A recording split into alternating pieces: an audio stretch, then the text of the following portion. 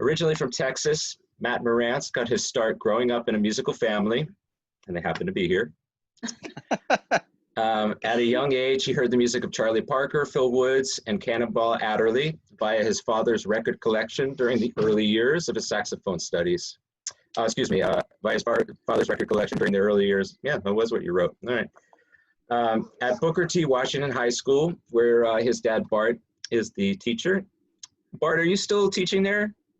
No, I'm with the Herbie Hancock Institute over the last 5 years. Yeah, killing. All right, good, man. I should have known that. That's great. At Booker T. Washington High School for the Performing and Visual Arts in Dallas, Marantz grew up in a uniquely advanced setting for high school students alongside like-minded musical peers, and was propelled to learn how to play in ensembles in many different performance situations under the tutelage of then director, his dad, Bart. It was there that Matt first learned about great musical artists that became the roots of his musical foundation, such as Keith Jarrett, John Coltrane, and Sonny Rollins. Some of Marantz's peers at Arts, most notably pianist Sam Harris and Frank Lacrasto, had a big impact on his musical learning and composition style.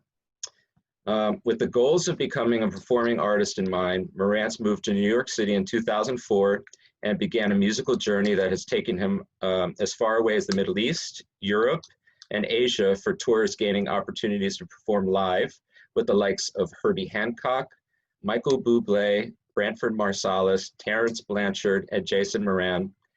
Marantz's 2010 album, Offering, got 3.5 stars in Downbeat, and a self-release titled Aura is available on Bandcamp, which I just happened to be listening to today, and it's beautiful, so please check that out.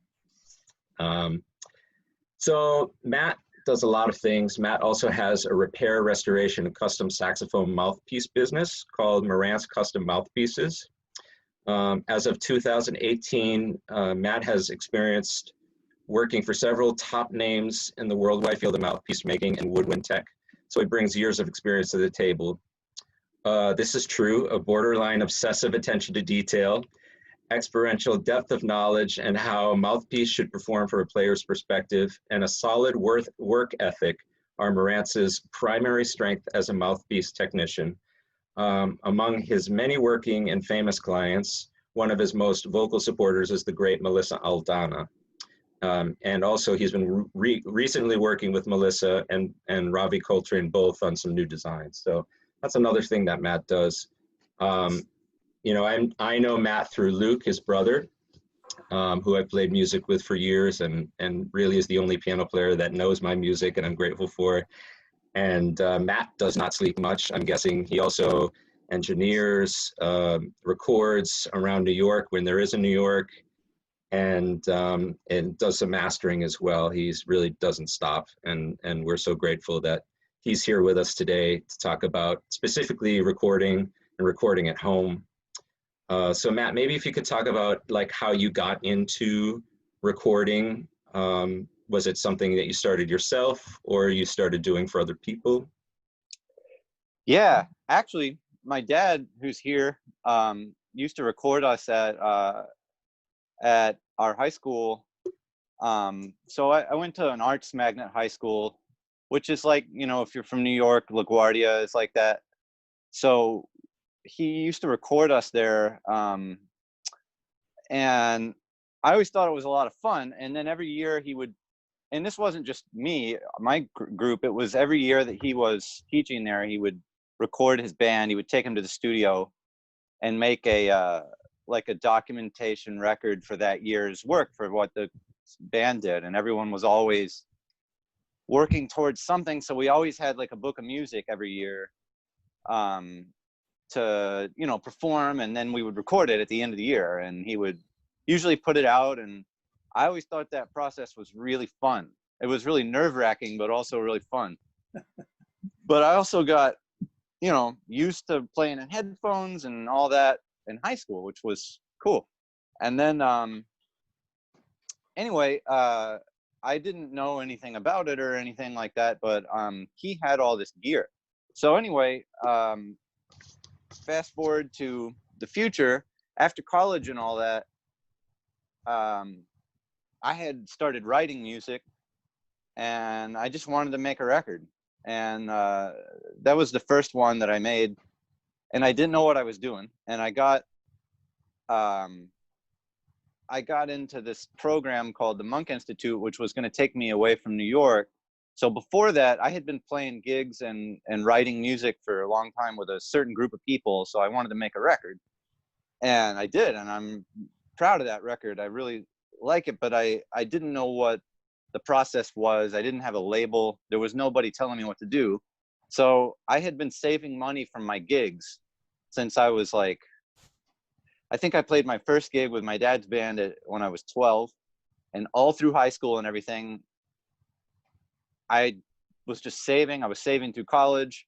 So I had this chunk of money, and I just blew basically all of it, because I was going to this thing called the Monk Institute, where they basically just like took care of you for 2 years. They paid your tuition, they paid your housing.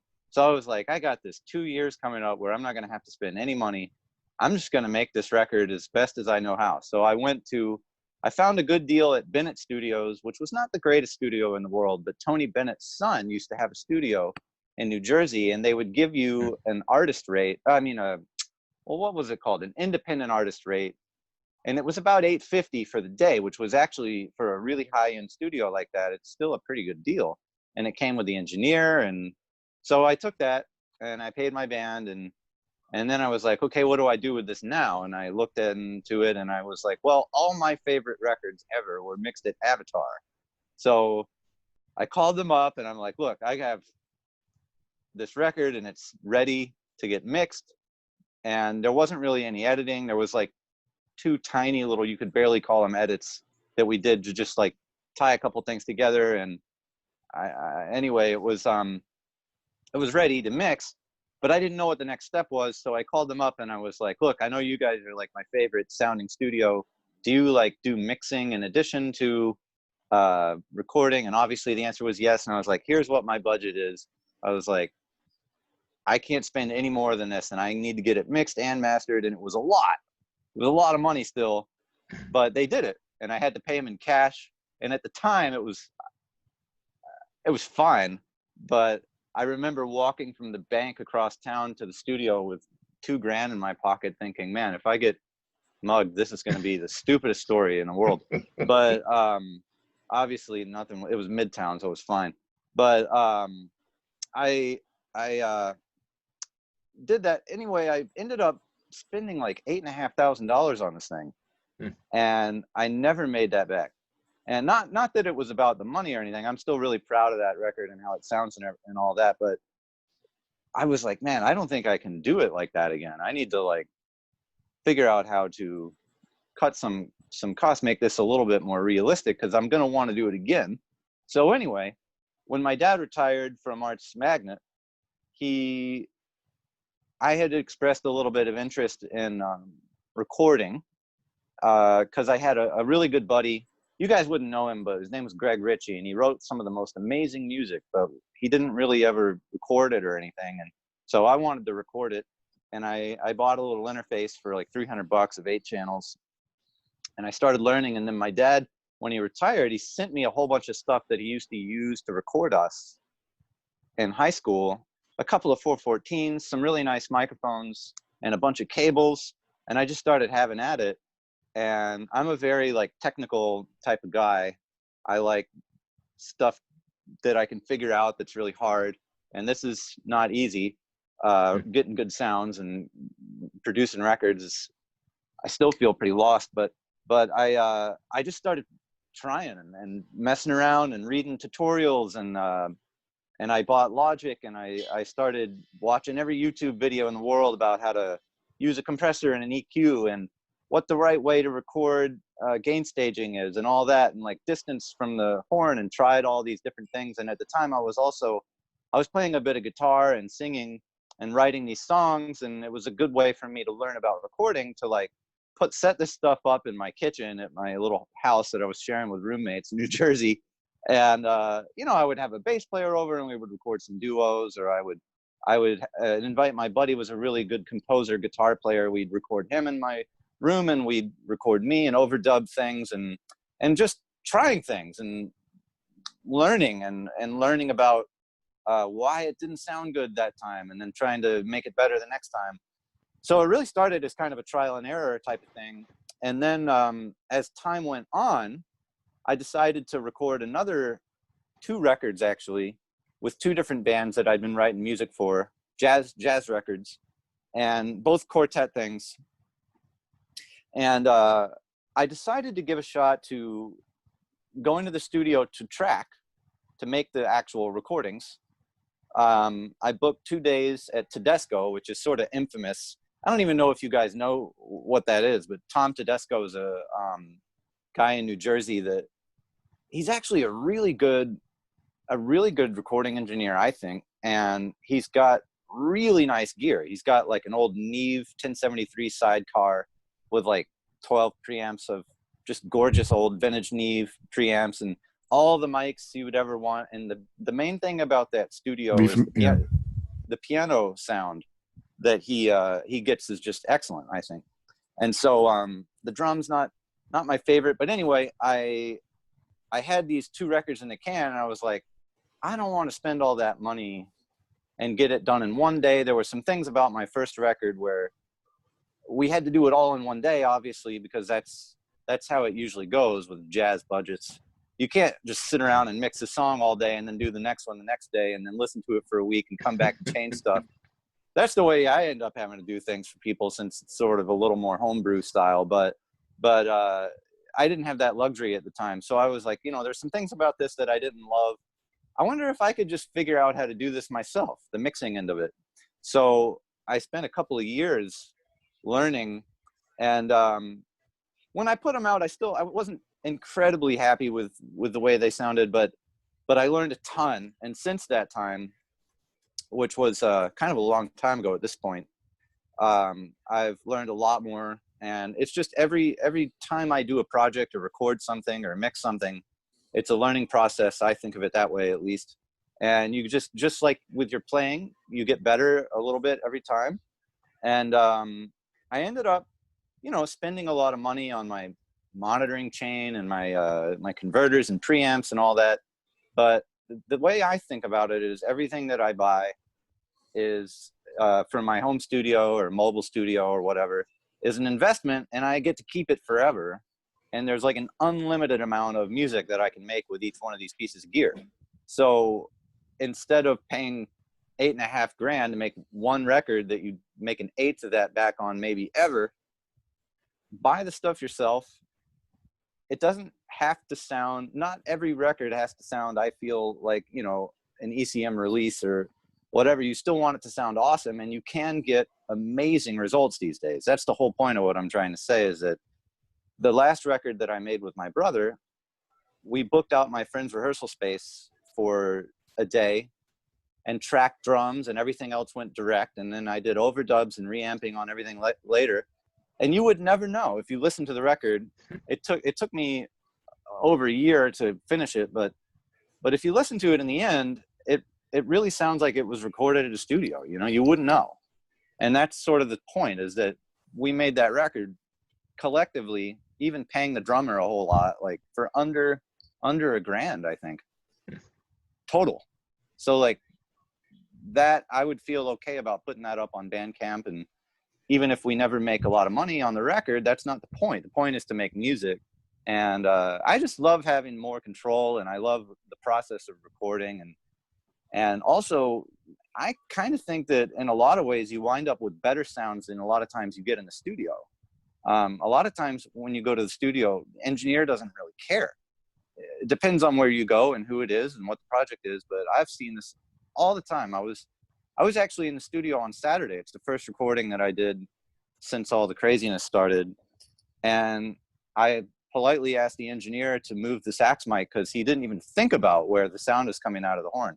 You know, it was like way up here and it sounded terrible. So I was like, look, I don't want to step on your toes, but can you just put that where like the sound comes out of the instrument? And it sounded like way better, you know? So if you know, you can actually get, you know, spending time trying all the different combinations of placement, different mic choices. That's the part of it that I love, the craft part of it. You wind up being able to actually get better sounds than possibly you would if you didn't know anything and you're just trusting someone else to do it for you.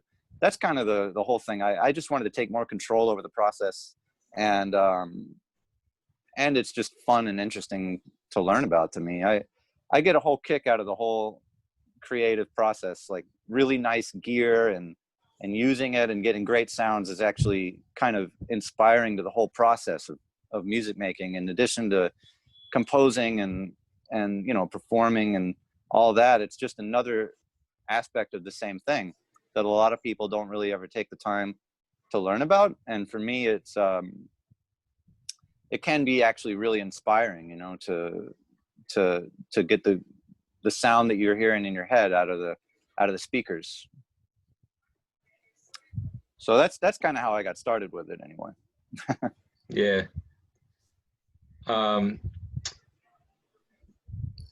Is there any program like DAW that you prefer for your own use, or anything in the past that you've learned that you think is a really good way to begin recording from home?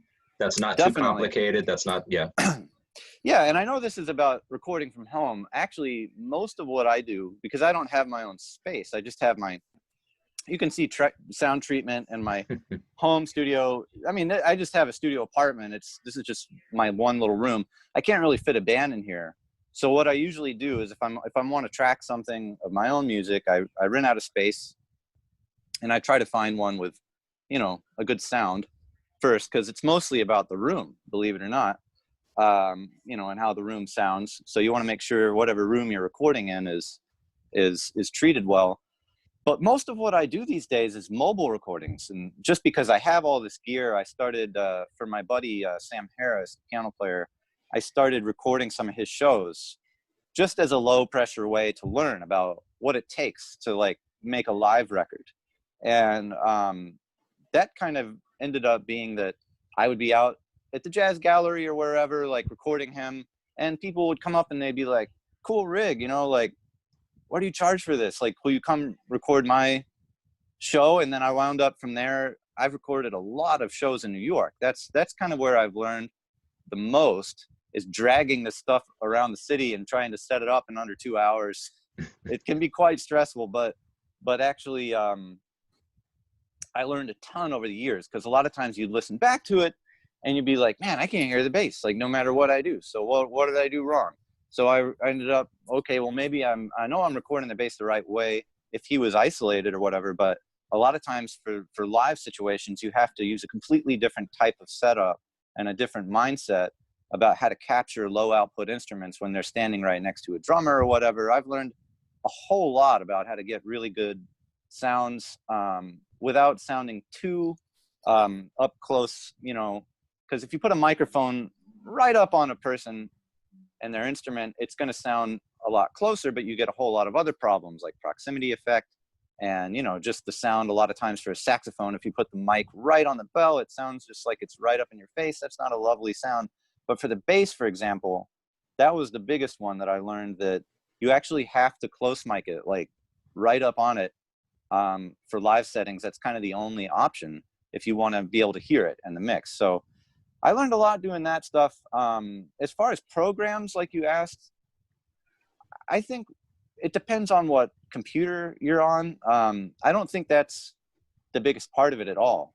As a matter of fact, when you're recording acoustic music, I think the best thing to do is to think about it like, how can I get the best sound and the best mix using no EQs and no compressors and no plugins or anything? Just, I want to get great sounds. So you have to think about mic choice, and you have to think about placement, and you got to think about room treatment, and you have to think about what sound am I making on my instrument. Sometimes recording can actually highlight things in your playing that you need to work on. I've found that for myself, that's been another great thing to learn. It's like, what sound am I making? And it wound up eventually causing me to change instruments, which I'm way happier with how this one sounds now when I listen back. So you learn a lot about a lot of different things. That's one of the things that I love about this. But as far as a program, it does matter to a degree what OS you're running. Like, I'm actually mainly on Windows these days for a number of reasons.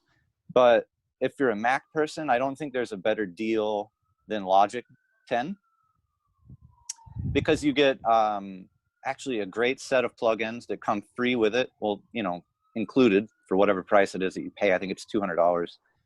There's not a better deal. And the other thing that it has that's really cool is it has in and out compensation, so that it'll actually allow you to use outboard gear with no extra hardware or anything. If you have the converters for it, you can plug in your own EQ or your compressor that you have borrowed from a friend or you buy or make or whatever. Hardware stuff integrates easily with that program because it compensates for input and output delay. And that's something that matters a lot to me, because actually, even if you buy the full version of Pro Tools, for example, you can't do that. It's crazy.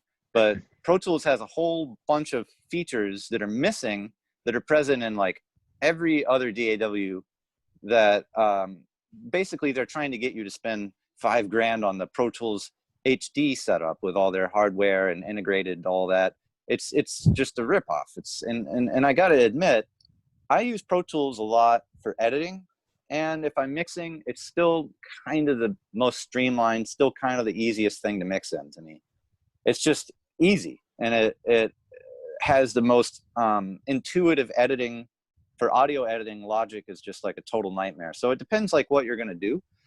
I haven't messed around with it that much. I did build my Iwi setup in Reaper, but I haven't used Reaper for mixing or anything. I never really tried. But Reaper is possibly the best deal of all of them. It's kind of like the Linux of DAWs, because it's a completely open-ended piece of software. And when you download it, it only costs $60. You can use it forever without paying for it. It's kind of a trust-based, open source kind of a thing. It is made by a developer called, Cockos. That's what it is. COCKOS makes it. And Reaper is, I can't remember. I think it's in its 6th version now. I haven't messed around with it for mixing or anything. I don't really see a reason, but I do have some friends, really good engineers that love it. And the point is that it's really streamlined and it doesn't require very much processing power. That's one thing about Pro Tools that I hate. If I'm recording a live show, I never use it, because it tends to cause these like weird CPU spikes, even when you're mixing. Like, I have a really fast computer, and even when I'm mixing, sometimes just 3 or 4 hours into it, all of a sudden for a minute or two, I can't press play because there's like some CPU overload nonsense happening. It's just actually like a very buggy, kind of broken program that they've not actually fixed a lot of the bugs on. Like, sometimes when I'm trying to drag a group of audio files across the screen, they'll all move except one of them. And there's no rhyme or reason to the reason for that. So I use it, but I don't actually recommend buying Pro Tools for a number of reasons. Like, if I want to jack in my hardware compressor on the drums, I can't do it in Pro Tools because I don't have Pro Tools HD. So the one that I actually use the most, and the one that I love the most, is actually Cubase. So if we're talking about the DAWs, which was your question, that one's expensive, but it does everything. And it's been around since, I mean, it was literally the first DAW. And I remember we had it in our house when I was a kid, and I used to record cassette tapes of me practicing with like Aebersold tapes, and then try to like mix it a little bit in Cubase by, I don't even know how my dad figured out how to get the cassette into the computer, but I was messing around with this stuff like when I was a kid even. So, and that was the only one. It was Cubase. So it's on its 10th version, 10th and a half version. They kind of do it like 9, 9.5, 10, 10.5. I have 9.5 and I love it. And it does everything. It comes with a great set of plugins, and it has the hardware input delay compensation thing that I was talking about. And it sounds really good. I'm not a huge believer in that DAWs sound different from each other, but everything I've done in that one, it's got a vibe and it's inspiring. And it's by far the most advanced MIDI DAW that there is. So if you're talking about like producing, or, you know, I do a lot of wind synth stuff where I need to do very complicated things with the MIDI input scaling and that sort of thing, you can actually use Cubase to do all of it. It's really impressive. I love that one. That's the one that I use the most. It is kind of clunky and kind of feels like you're in computer class in like 1995 sometimes, but it's getting better and all the time, and it just does everything pretty well. It does have bugs that still don't get fixed, but they all do. I think though that for the best value, I think Logic, if you're a Mac person, if you're on Mac, I still use it when I record live shows because it's so solid with the Mac OS interface. I don't get crashes when I'm trying to record, and it's pretty efficient with Mac. Like, you don't get a lot of dropouts, CPU dropouts. Personally, I still think that's the best one to start with, and they have a lot of great things that they're developing. I notice all the time they have a Neve style EQ that sounds really good. Their Pultec EQ is among the best emulations, even counting like the UAD one that I have. It's excellent. I still think hardware sounds way better than software will ever. It's not even close. But as they go, they're actually not bad plugins. So the long answer, but I beat my head against the wall all the time with the computer. So I've figured out which ones I like and which things to use them for. I think in the end, you probably will end up using more than one because, for example, audio editing and Logic has never been updated, and it is a nightmare. It's crazy. You can work on an edit for an hour, and then all of a sudden there's some artifact in the sound that was never even in the original recording, and you can't get rid of it. I've had that happen numerous times. So anyway, long answer, sorry, but no, don't be sorry, man. That's great. You actually, when I was switching over to a PC fairly recently, you suggested Reaper, and I've been using it just for basic recording, and it's just so intuitive, and it was just such a great suggestion. I really like it. Awesome. Yeah, awesome. Man. So you've checked it out, and it's working for you. That's great. It is, yeah. I actually have something too that was recorded in New York last year that I'm going to try to mix on Reaper. So I just haven't gotten into it yet, but I'm curious about mixing on it. That'll be the next step. That's awesome. Yeah, the only thing I don't like about Logic is just that it's not cross platform. You know, I record a lot on my Mac, and then I have to mix on my PC because my Mac is too old. Yeah, and it's just not capable anymore. So that's why a lot of times I'll dump it into Cubase first, because that's cross-platform. Pro Tools is cross-platform. I wish Logic was, but it's not. Hey Matt, I know before we got started, you were grabbing a couple books. I was wondering, and this may be what you wanted to get them for. Are there books that you would suggest that people can check out when they're starting to learn about recording on their own? Definitely. I have two here that I really like. Mixing with Your Mind, which is not just about mixing. This was recommended to me by a really good Australian guitar player in New York who's our age about. His name's Hugh Stuckey, and he's a great mixing guy too. And this book is kind of like a cult classic for recording engineering. And I actually learned more about tracking than I did about mixing with this book. But the section on compressors, I mean, it's so confusing, right? Like, what is that for? And what are all the knobs doing? And why do I need this thing? And why does it sound funny? Like, I didn't understand compression on the way I do now until I read this book. There's the section on compression for this book is worth the whole price. The funny thing is you have to order it directly from the guy, and it kind of feels like it might be a scam. His name's Michael Stavro, but you send him $65 or whatever it is. It's kind of expensive on PayPal, and he just sends it to you from Australia, direct order. And it came. I have it right here. So Hey Matt, what is the title of that one? Mixing with Your Mind. That's Mixing with Your Mind. Okay. Yeah, I got some really weird looks reading this in a restaurant a couple of times. People like looking at the cover like, what are you reading? But it's great. And the thing that's best about it is his whole take on tracking. And he has this whole concept of like chasing flame of whatever sound that you're trying to record and thinking about it as if it's like a flame and you're trying to tame it. And it makes sense when you read the book. It sounds kind of ethereal. It's way more artistic and kind of like broader artistic look about, which is what I wanted about the whole process. It's not very technical at all.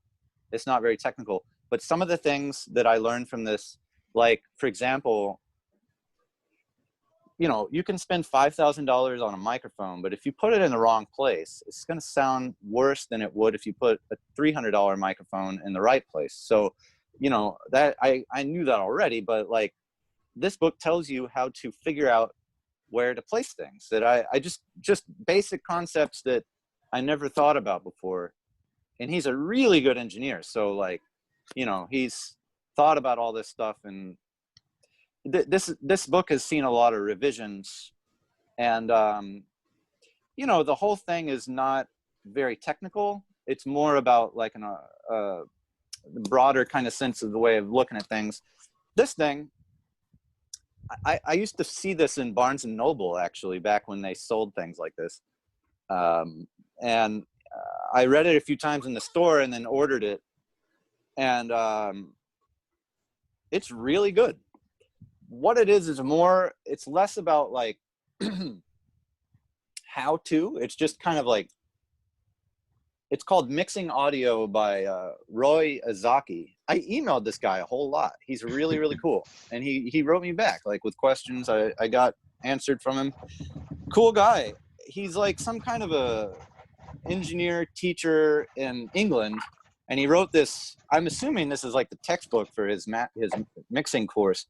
But what it is it's actually more about just identifying everything that you'll ever come across in a DAW or in the studio environment, and just telling you what, how, where, when everything is.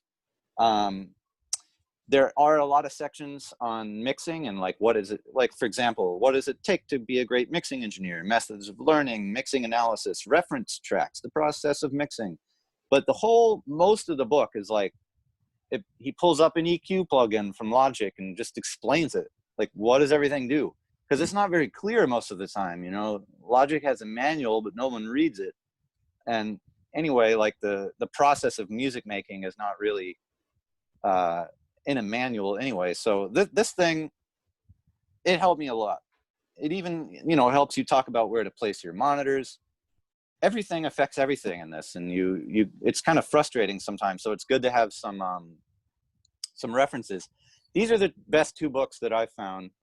I looked pretty hard and I didn't really find anything else. The other thing that you can do nowadays, they have these websites. One of them is called Mix with the Masters. There's another one called Pure Mix. There's a guy the only thing that I bought, which was actually kind of a mistake, was the Recording Revolution. That's a dude named Graham down in Florida or something. His whole thing is like not actually very good, but I didn't know that when I started. I just like swore by his techniques, and you got to start somewhere. But it at least allowed me to like get my feet wet and like start learning about what EQs and compressors do. He just had these blanket concepts that he said, just apply this to everything that you do. And so I was mixing my jazz thing, like from everything that he was using to mix his like Christian rock songs. And it just sounded pretty terrible. But it was a cool place to start, you know. The Pure Mix guy is actually Fab DuPont, who works at Flux Studios in New York. And the reason I've been a little bit hesitant to buy that is just because like, I know a lot of people that go there and like work with him, and I don't know, it seems like it probably is really good, I'm sure, but it's kind of like one step removed from like buying your friend's practice instructional YouTube series or something. So I've been a little bit hesitant, but I do want to look at that sometime, because he has videos on there from all these different like master mixing engineers, like really famous guys. But the problem with all this is that most of the time, if you're interested in jazz at all or acoustic music, 99% of the stuff that you read on forums and watch on these videos is guys making beats for like people to rap over, and that's cool too, but it's not applicable. Like, you're not going to compress the drums the same way on a beautiful jazz acoustic thing. It's just not relatable. So one thing that I found that was really awesome is there's 1 or 2 videos of Dave Darlington going through an entire mix. And Dave Darlington, if you don't know who that is, he's one of the most, I guess, working mixing engineers for jazz. And he's mixed so much stuff. He won a Grammy for Wayne Shorter's Allegria. He mixed that whole thing. I think he recorded it too. So it's always, stuff just turns out better when the guy that mixes it is also the guy that records it. It's just because, you know, they know exactly what they did. But he's mixed so many things that I really like the sound of. So he's a guy that I would reference, and he has, I guess because he's sponsored by Waves plugins or something, he has one video that I've got bookmarked that I can send to you, Andy, and you can send to everyone if they want. And it's Absolutely. Like a couple of hours of him going through from start to finish, just telling you what he did on this beautiful jazz record that has Jack DeJohnette on drums. So it's like, it's totally applicable. And I've been in sessions with him too, and watched as someone that was playing on a record that he was mixing. I just wanted to see, and it was amazing to me how little he was actually doing. And that's the one thing about jazz is you want to actually, like I was saying, you want to get the sound right when you record it, so that you can just kind of blend everything together and do very little processing to make it sound the most natural as possible. Because when you start to do too much with the mixing thing, it can be really tempting to put like 55 plugins on your saxophone or something, but it's not going to actually usually sound that good for most, unless there's a problem. The less extreme settings are usually the better ones. So, yeah, the mix with the masters, the pure mix websites, those are subscription things that you can subscribe to and watch videos of really good mixing guys. And then there's a whole bunch of stuff like ADSR Sounds. It's a great place to go. If you've got a new plugin and you don't know how it works, there's always a tutorial video on there about, like one of my favorite plugins that I use is the Fairchild plugin that Universal Audio makes. It's a compressor, stereo bus compressor. You can use it on drums. You can use it on mastering. It's really nice, but it has tons of controls, and it has everything that the hardware has. It has, and a little more. So it's really confusing plugin. So you can get a better understanding of how it works by watching these tutorials on ADSR, which is like, if you know a synthesizer, it's like an envelope, attack, decay, sustain, release. They named it after that, and it just has thousands of videos about synths, EQs, compressors, like everything to do with like mixing and making music in the box. They have a tutorial about it, and they have a free month trial, and then I think it's very affordable. That's a great one too. It's kind of like an online version of this. So, you know, and you can plug in specific tools, and there usually will be somebody that made a professional, like they pay people to make professional quality videos that you can learn about the plugins. I would say overall, resist the temptation to spend money on plugins, because nowadays, if you start getting into audio at all, it's such a huge market for some reason. You just get like blasted with ads about plugins and DAWs and like control surfaces and all this stuff. And yeah, it's fun to have gear and it's fun to buy stuff. But actually, if you get Logic or Cubase, you can spend years learning about EQ and compression just with those tools. And you won't get that much out of buying a $400 compressor plug-in. It's not going to sound like the hardware anyway, even if it sounds really good. Just a little at a time, start with a little and try to learn a lot with a little. That's my recommendation. That's great. I could ask questions forever, Matt, but we can do that off screen. But I would love to see if anybody here has any specific questions for you. Yeah. I actually do. Please, Johan. Hi, Matt.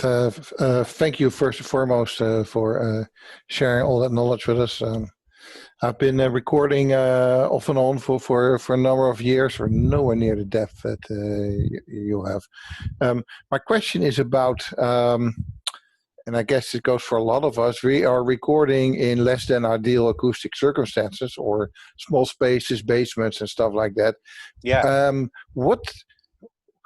How would you, and I can hear it in the recordings, floors with tiles, stuff like that. How would you go about in starting to acoustically treat a space the cheapskate way? Well, the cheapest way to go is to buy Owens Corning 702, 703. Those are two different thicknesses. That stuff is like, around here you can buy it for I think like $75 for a box of 12 of them. And what they Sorry, are, come again? What's that called?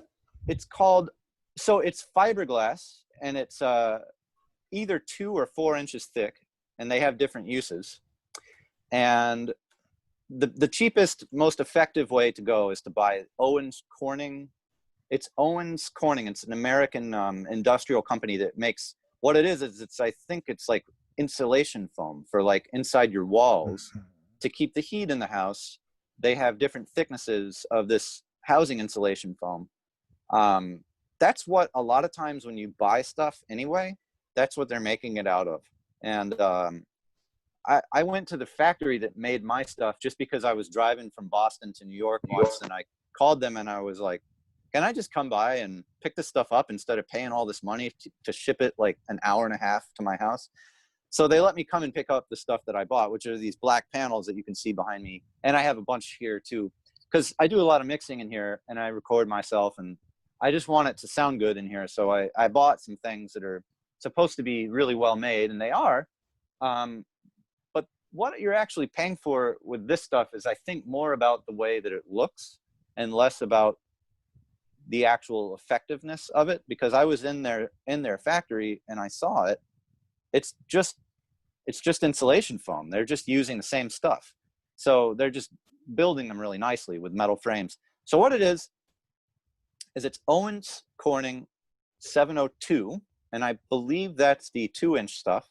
And then I believe the 4-inch stuff is 703. So you can buy that probably in any country, I would imagine.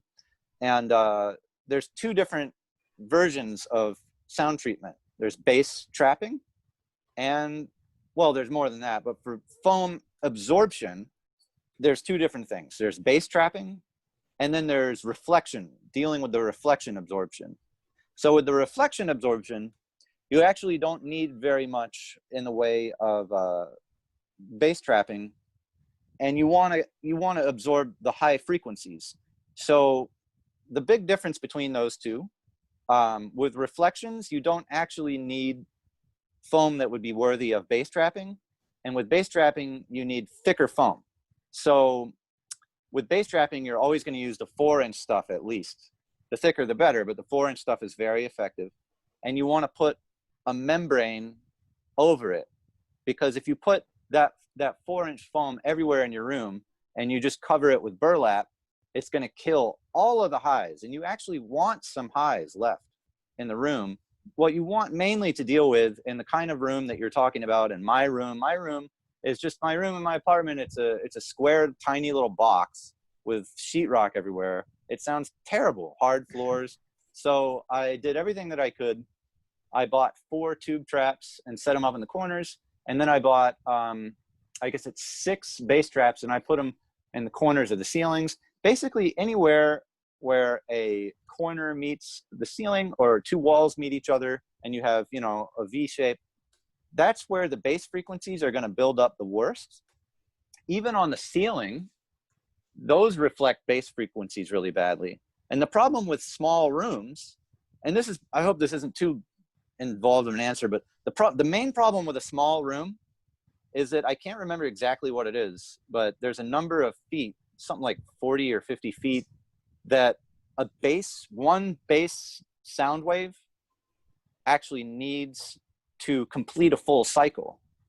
So my room is technically not that big. I measured it once and put it up against those specs, and it's not nearly as big as you would need to actually even let a one standing bass sound wave complete a full cycle. So you just basically want to soak up as much of it as you can. It's never going to be a perfect sounding room to mix in or record in. But it was amazing to me when I put all this stuff up, the difference that it made and how clear I could hear what was coming out of the same exact speakers that I had already. It's more about isolating those frequencies and absorbing them than it is about the fancy mixing speakers, you know? So anyway, to answer your question, what I would do, the most cost-effective thing to do is to put bass traps with 4-inch Owens Corning foam and use a membrane to filter out the high end. And what that is anything, you can coat it in a plastic wrap, or the most easy way to do it is to buy felt sheet.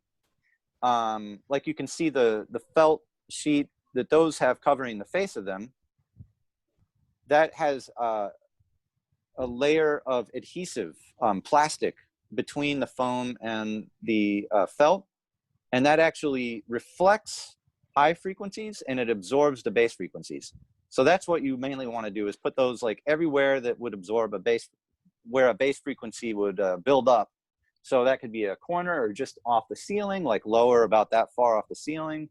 And then with the reflections, let me see if I can show you. There's reflection areas, and you can see the white ones are the reflections. Those are the reflection points between the speakers and your ears. I measured it. It's a certain measurement angle. You can do it with mirrors. You can look that up. Basically, if you get a friend to hold a mirror between you and the speaker on the wall, that's the easiest way to tell where the reflection point is. And if you just tame that reflection point, even with a whole bunch of other stuff like glass and, you know, sheetrock and frames of pictures everywhere else, it controls the bouncing of the high end around. It's crazy how much difference it makes. And then the other reflection points are up there on the ceiling.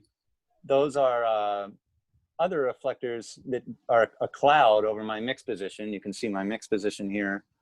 And so when I sit in this chair at this point, I have all the reflections are basically being dealt with so that I can hear what I'm doing, and it helps a lot. And it's not that expensive. For those, you would use the 2-inch foam because you don't really need to deal with the bass frequencies at those particular points. And you would just cover it in burlap. So the cheapest way to do it, get the 4-inch foam for bass traps, put some plastic cellophane around it, glue that on with spray adhesive, or get the, you can cover it with burlap to make it look nice after that, or you can get the felt that has the adhesive backing and put that on it. That's a lot easier. And then make some wooden frames if you want, or if you don't care about the way it looks, just stick it on the wall. And that'll go a long way. And then for the reflection points, 2-inch foam, cover it in burlap or any breathable, anything you can breathe through. That'll mean that it's also allowing audio waves to go through it. So that will allow you to, you know, have it look nicer than just sticking a piece of foam on your wall. And, you know, you can repair it. Like my cat tears mine up, so I sometimes have to recoat them and stuff like that. So that's the cheapest way to deal with it. Owens Corning foam. Very cool. Awesome. Thank you. You're welcome. I think it's important to mention that your cat's name is Alan Holdsworth. It's very important. Yeah. Yep. He's a shredder. I love your dad's shaking his head. Yeah, he's around. Hey, so is there anybody else with a question for Matt? I have a question. Please. Hey, Marantz family. Gotta say hey, Bart. Hey, Jordan. That was you. Oh my Bart was my teacher in high school. So. Right on. Matt, thanks so much for doing this. Totally. I am super new to all of this. I'm actually wondering if you could help me kind of figure out how to just get started. You know, if there's like a good, relatively inexpensive mic to start with, and if you recommend like going the interface route. And because I only asked because a lot of people have been recommending me USB mics, which I know historically are like not that good, but I don't know. Like Yeah. I'm super just like getting my feet wet right now. So Totally. Well, with hardware, like I said, with software, I think it's smart to spend as little money as possible. With hardware, the more you spend, the better it's usually going to sound. Hate to say that. But so for anyone that doesn't know Jordan, she's an awesome sax player, and that's my instrument. I've obviously experimented a lot with different kinds of mics. It also matters which instrument. You know, a soprano, you're going to record that. You need at least 2 mics, and they're going to be a different mic usually than you would use for an alto, which is different than you would use for a tenor a lot of times, in my opinion, to get the most optimal kind of result.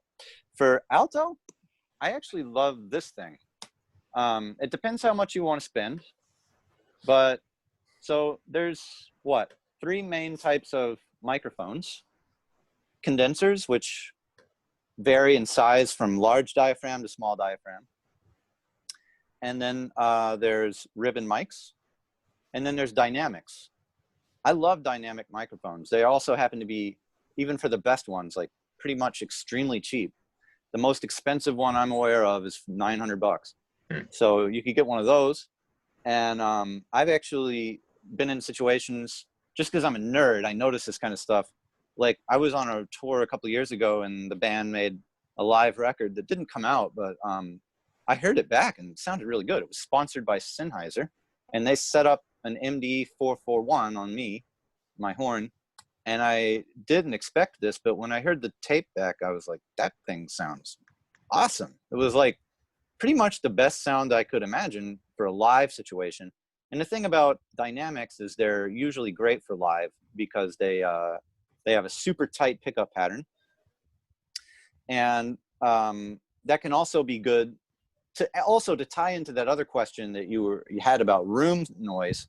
Using a microphone that's omnidirectional, that's designed to pick up everything from every direction, is usually the worst thing to use in a room that doesn't sound very good.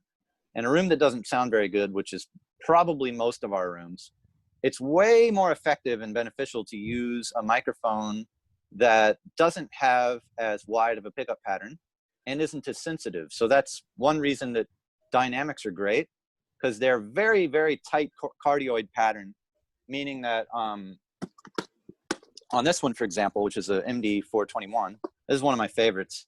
Even for sax and trumpet live, I've used this to record concerts and it sounds great. This is like the cheaper version of the 441. I mean, actually, they're not related. They're not like a different version of each other, but it's their cheaper option from Sennheiser for dynamics. They're maybe like $350, $400. This is an amazing microphone. You always see it in toms in like major studios. You'll see it still, people recording toms with this thing. It's awesome. And I've even used it for vocals before, but you would think that the pickup is right there, but in this mic, it's coming from here, ironically. So if it's not pointed right at the source, it really won't pick it up very well, which is great for bad sounding rooms. So if you stick that on your horn in a bad sounding room, it won't pick up very much room noise. And so this is a decent microphone for recording a saxophone. It wouldn't be my first choice. For saxophone, it's different than, say, a tom or a snare. It's a full range instrument, and you want to get all the subtleties of the high end. But with cheap condenser mics, a lot of times it's better not to use that in comparison to something that costs about the same from a different family of microphones, because cheap condensers, almost all of them sound pretty terrible. The reason for that is with condensers, it's a lot more complicated. I've built a bunch of these myself. That's another thing that I'm into, is building gear.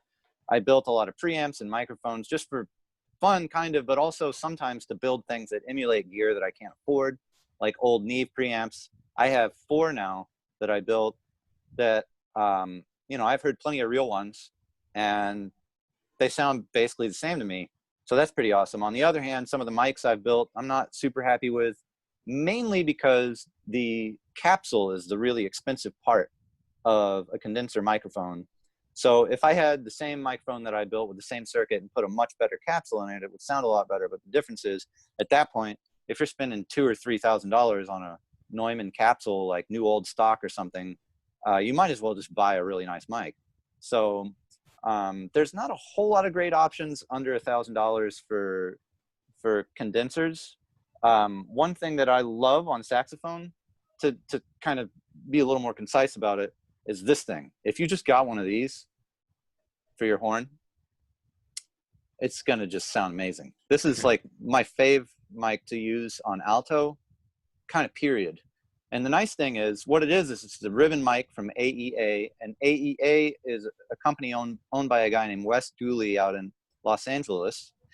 He was famous for repairing R44s. And if you ever see a picture of Frank Sinatra or John Coltrane playing into that big silver giant square mic, that's a RCA R44 BX. And they're awesome old ribbon mics. And Wes was repairing them and repairing them and repairing them. And he's like, man, you know what? I learned so much from this. I could just make my own version of this. So he came up with this design. This is the first one that I'm aware of that AEA got kind of famous for. And I learned about it because a few studios that I went to started putting it on my horn for various recording sessions. And it sounds amazing on saxophone. It's not my favorite ribbon mic for everything, but for sax, it's just glorious. They're about $1,000 to buy new, but I see these go for $700-800 all the time on Reverb, eBay. And as long as you buy one that hasn't obviously been shot at with a pistol, they're pretty robust. I've had these fall over before and they've survived. Not even the ribbon really moved out of place. They sound amazing. So this is what I would recommend. They make an active version. So if you're trying to plug it into a regular interface preamp, the active version might be a little bit better. I have the passive version. And the difference is that you can't put phantom power through this or it'll blow up the ribbon. And it just sounds a little bit different. But as a result of that, you need a special preamp to drive it, or you need an enhancer for your preamp, because there's 2 things to do with passive ribbon mics. The electronics are a different impedance than normal microphones, and also they require a lot more gain. So what does that mean? It means that you're going to turn the preamp up a lot more, and then you start to hear the noise of the preamp a lot more. So in order to combat that, they make clean gain boosters, so you don't have to turn the noisy preamp up that much. And whoops, can you guys still hear me? Yeah, we can hear you, Matt. Okay, I'm getting a phone call from someone else. Sorry. Gotcha, no problem. It'll go away in a second. But anyway, all that is to say, stay away from those USB mics. I don't think I've ever heard of any of those. I can tell you why. They have a built-in analog to digital converter. And if you stick one in a tiny little USB jack, like they have, it's like when so you remember when they switched iPhones from having a headphone jack to having that little dongle? There's a tiny little DAC in there. And what a DAC is, a digital to analog converter. So that's going to affect the quality of the sound. The old iPhones, they sounded better because they were just an analog RCA kind of plug out.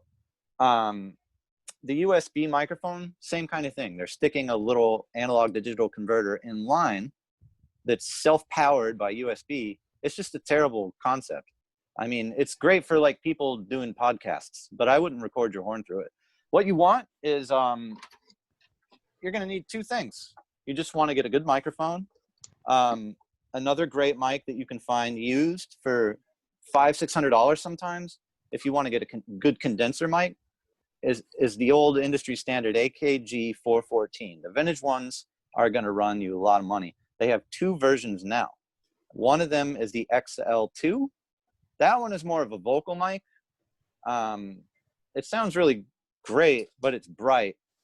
And it's bright on purpose because it's got a high frequency boost for vocalists. So that one's the one you want to get if you're a singer.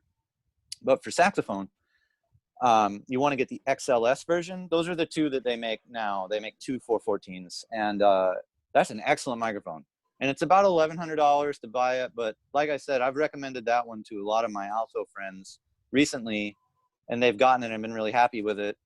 And you can find them used for $500 or $600. So just be patient and look on eBay and Reverb, and that's a great mic. And then you're going to need an interface. And, you know, I have all kinds of stuff here, but I have one dedicated converter that's worth like $2,800, but it has no preamps in it. You just plug preamps in. But I use it for everything here at home, like mastering stuff through it. It sounds insane, totally worth the money. But obviously, if you're just starting out, something like this is going to be a lot more efficient and make a lot more sense. This is one of several things that I would recommend to people that are just starting out that only need 2 or 4 channels. I would say stay away from the extremely cheap Focusrite stuff. Stay away from the Avid inbox stuff. Not only do they not last super long, but they just don't sound very good. They sound pretty bad. So the things that are inside this box are, in this case, a little bit of DSP in case you want to record through reverb or echo. But the main thing is it's got 2 really nice preamps. It's got 2 analog outs, so you can plug into your monitors with XLRs, and they sound great. It's got a headphone jack that sounds great. It sounds better than my original UA Apollo, which is kind of like the most famous thing now. It sounds significantly better than that. And in addition to that, it has 2 lines in. So if you want to get 2 more preamps, you can plug them in and get 4 analog in. And then the other cool thing about this box is it has 2 digital ADAT ins and outs. So you can actually plug in an 8-channel expander and get 12 channels recording into this little tiny thing. And so a lot of times if I'm doing a gig where I'm recording sax quartet, like I did a bunch of stuff for Chad Lefkowitz Brown last year where he wanted to set up on location and record a quartet, I only needed 12 channels, if that.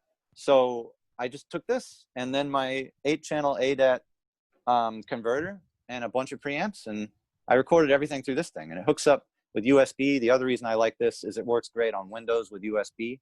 And for audio, USB 2 is plenty of bandwidth for most channel counts, especially when you use RME. And I recommend this company a lot because of the quality and the driver support. They keep the drivers updated. They're so solid, and the latency on USB is sometimes faster than a lot of other companies' Thunderbolt interfaces.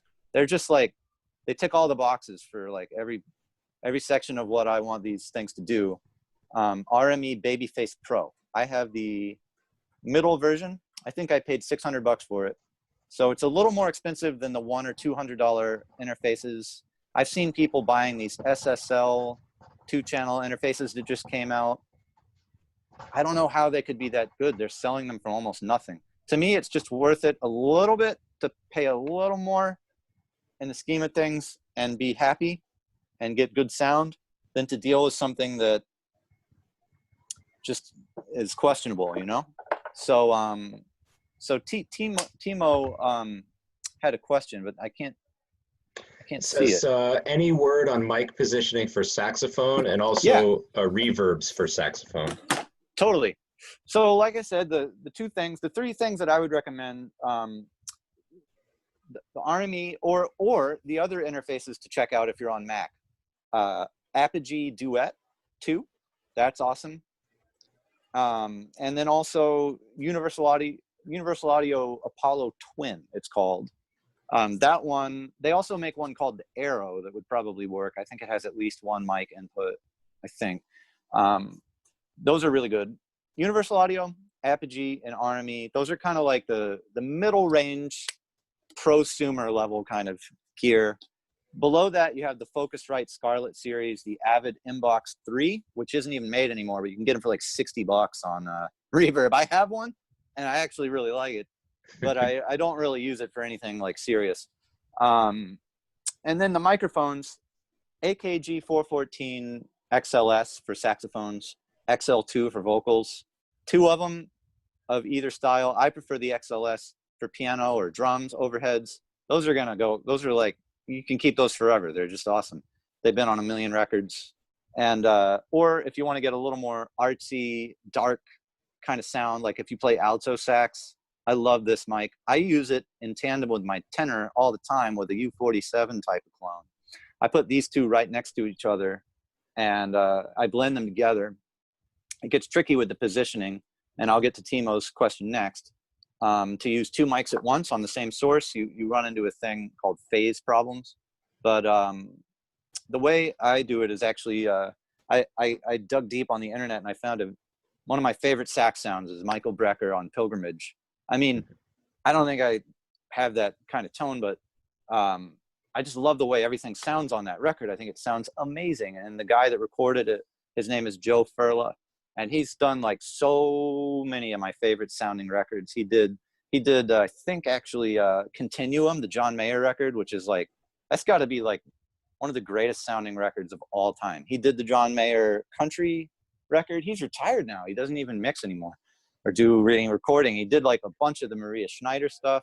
For jazz, he's been in charge of like so many. He's kind of like James Farber. He's like done like countless great sounding jazz records, and they had him record Pilgrimage. And after Brecker passed, they did a mixing online, I think, did a interview with him. And I found in there him talking about how he recorded Brecker. And it was 2 mics right next to each other, you know, and he blended them, and he talked about how to get rid of the phase problem that you encounter when you try to use 2 mics on the same source really close together. So that's an interview that's worth digging for. But so as far as positioning on a saxophone, yeah, it's basically like different if you're live or isolated, because when you're isolated, you can afford to it's not actually, Collins says, could you link that video? It's not a video. It's actually, it's an interview in print. And I think the publication was Mix Online.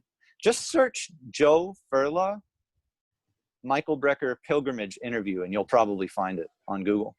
But for positioning with saxophone, it's tricky. Like if I'm recording a band live, and the alto player I've probably recorded the most is Emmanuel Wilkins, and he's got an amazing sound, but it's kind of, it can be a little bit aggressive if you record it from the wrong place. So it's tricky. I always use this mic on him, and I just stick it up pretty close, and it works great to actually, it rejects from the sides. So I wouldn't stick a condenser or a dynamic that close to his sound. This one's cool because it filters the high end a little bit. So even if the guy's sound is kind of on the bright side, you can tame that a little bit by just using this mic. So that's a great reason to buy it for alto players, I think. But in terms of positioning, yeah, I'm of the opinion that you should just put it right in front of the bell and a few feet away. And it depends on what microphone you're using too. Certain microphones have what's called a lot of proximity effect. So basically what I do is when I'm getting ready to track something, I either ask the person, or if I'm recording myself, I'll set everything up and I'll record some lines and just listen back to it. And if it has too much low end, like when I go down to the low end of the instrument, if it's all of a sudden like exploding kind of out of the speakers and it doesn't sound balanced with the rest of the sound, I'll back the mic off a little bit. If I hear a little too much room sound and I don't hear quite enough definition in the mix, I'll bring it closer. And usually you'll get more definition and brightness if you're up close, and more proximity effect if you're using a directional microphone, like a cardioid condenser or a ribbon mic. And you'll get less of all that and less definition if you back it off. But the nice thing about backing a mic off is you get a lot more room sound, and you can get a distant sound to blend in. So if I'm recording drums, it's totally different. I'll record all close mics, and then I'll put a front of kit mic out in front of the kit. If I'm in isolation, I won't do this live, as usually the minimal setup is better. But then I also put 2 ribbon mics or 2 condensers in omni mode, like way far away from the kit to capture the room sound. And then you can do all kinds of stuff with that later. For an acoustic session, you can blend it in and get some air and like life into the sound. It almost sounds like a room reverb if you blend it in a little bit. For fusion drums or rock drums, you want to use a really dark pair of microphones and then squash it with a compressor, and you can make it sound really cool, like almost distorted, and blend it in just a little bit. And it adds a really nice life to the drum mix. This is usually my setup these days. I've gone a little bit crazy and bought this, which is a U47 clone. It's got a beautiful copy of the Neumann U47 inside here. It has a power supply separate, and just an amazing mic. I got a really good deal on it. I wouldn't have paid full price, which is like $5,000. I got a crazy deal on this thing from someone used. It was broken. I got it fixed. Really great microphone. And I put them together like that. Make sure the capsule is lined up with the ribbon, which is about right there. And I put that about a foot out in front of the horn, 2 feet out in front of the horn, whatever sounds the best in that room, and just press record. It's so easy. And then you get this amazing sound. I just usually blend them 50-50. But for tenor saxophone, it's tricky because everybody's sound is different. Tenor has so many different voices. I think you got to listen to the guy's sound. So, you know, if the guy has a really bright sound, you're going to want to use a darker microphone. That's something that Stavro talks about in Mixing with Your Mind a lot. Organizing your mics, he calls it the hardness level of the mic. I think bright to dark, but he's got this whole system that he swears by, rating microphones in your mic locker from hard to soft in terms of their pickup pattern. So a ribbon mic might be the soft or the dark side of it. The condenser in supercardioid mode might be the hard or bright side of it. So, you know, you got to think about the guy's sound. If you're recording Lavano, you're going to want a mic that has a little bit of brightness, at least, to blend in with something warm, because his sound is so dark that you want something that's going to allow you to not have to EQ a whole lot, make it sound really unnatural in the mix. You want something brighter sounding. So dark sound tenor players, for example, Noah Preminger came over to my house a couple of years ago to record some gig that some guy wanted him to play a solo on a big band record. And we were just hanging and, you know, recording these tracks. But at the beginning of it, we tried some different mics, and he has like the darkest sound of all time. So this mic actually didn't sound very good on him. So we used a really bright mic that actually sounded great, that I have, a really cheap bright mic that's just the one that sounded the best on his horn. So it's first about mic choice, and then about placement. You just got to use your ears. And the best place to start is usually out in front of like if this is the bell, just put it about a foot and a half away and listen. If you put it too close, it's going to start getting nasty. And you get around like 3 to 5 and 10K like spikes, and you'll pick up all the like nasty parts of the horn, especially on the alto. It starts to get really peaky. So yeah, usually like as far away as you can get the microphone and have it still be balanced and defined is kind of the right spot. Although when you're recording a band in the same room, like the videos that I did for Chad Lefkowitz Brown, I stuck this mic, he's got a really bright tenor sound, but I stuck it right up on his horn because he was like 2 feet away from the cymbals. So it was never going to get picked up unless I just jammed it in there. And I used a really dark mic. So actually it ended up sounding great. And I mean, really, I don't think he even had to EQ it very much. So it's very dependent upon the person's sound and the situation. But most of the time, a foot and a half away is a good place to start on saxophone. I think Timo had asked about reverb as well on the saxophone. Reverb.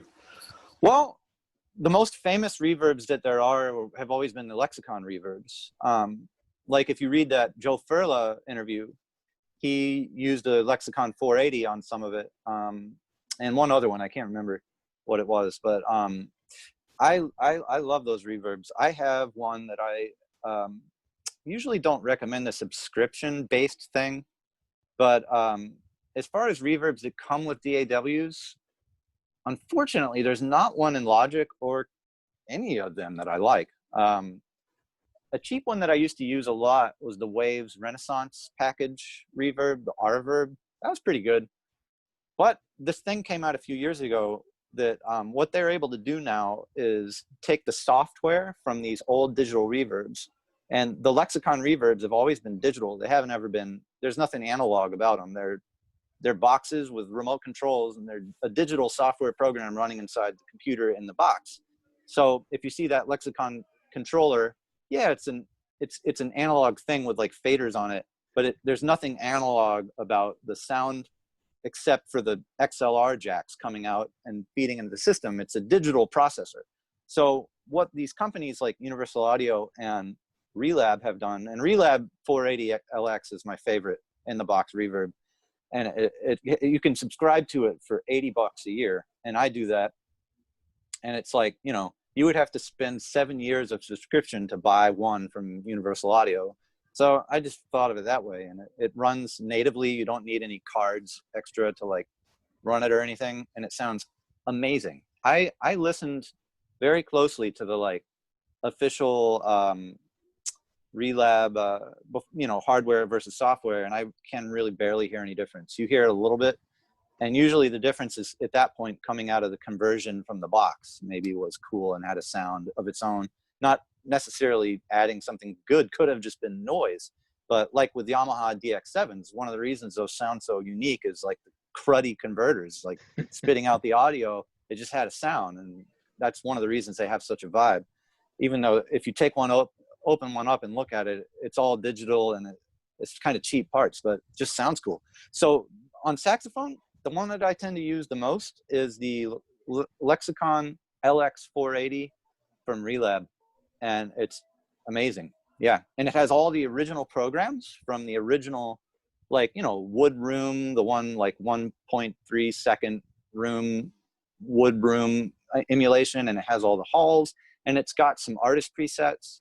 It's a fantastic reverb, excellent. Unfortunately, there's not one in Pro Tools or Cubase or Logic that I like. And I kind of end up using that, even though I have some other fancy stuff for everything. It just works. It sounds awesome. The other thing that's really cool is I didn't buy it, but I downloaded the month-long demo of the Lexicon PCM 96 software. So like I was saying, what these companies, even Lexicon has this now, it's all digital. So they just put all the same algorithms into a piece of software that runs as a plugin. If your computer can handle it, you've got essentially the same thing that runs in the rack mount version that costs, you know, $2 or $3 grand from Lexicon. You can buy every software part of that. The same exact thing runs in a plugin for something like $600, and it sounds amazing. Those are amazing. I don't do enough professional level mixing that I feel like I need to buy that, but the LX kind of takes care of most of what I do. But that, if you want to get, like, to me, the best sounding in the box reverbs are the Lexicon ones, which, you know, go figure. But they just make great reverbs. And then any of the ones that people have copied are usually the vintage ones. Like UA has the 224, which sounds really cool, and they have a 480 now to compete with the Relab one. But I didn't even listen to it because the Relab one is fine. I think it's really good. It sounds great on sax. Right on. Hey, Matt, we are over an hour, and I don't want to take up too much of your time. Maybe if somebody has one more question. I'm chilling. I'm not doing anything. Right. I'll have to use the bathroom at some point, but I could talk about this stuff all day. I know, man. That's why I asked you. Too. I'm sorry. No, I love it. This is a huge help, I think. Is there anybody else that has a question you'd like to ask Matt? I had a question. Can you guys hear me okay? Yeah, I can. Cool. I was wondering how, you talked about this a little bit before, but how has engineering and mixing and general sound design, how has that influenced your playing on your instrument and your tone on your instrument, and how you go about dealing with that now? That's a good question. What do you play? I'm sorry. I play tenor as well. Oh, perfect. Well, yeah, I actually learned a lot. So, yeah, I mean, it showed me what my sound sounded like. Because, you know, especially since I'm not the level of someone like Joe Furla that can just get any recording sounding amazing, I have to make sure that I record it right. So when I started doing that, it really showed me. And, you know, like Andrew said, I have this mouthpiece company, and I make a lot of demos for people. I used to make a lot more demos, but, you know, every time I finished somebody's project, I would sort of, almost to protect myself, if they said I did a bad job, I would make a recording of me playing on it and just say, well, listen to this, you know, like, it worked fine for me. But I don't really do that anymore. And I have very few unhappy people with that. It's just it's a strenuous business, let me tell you.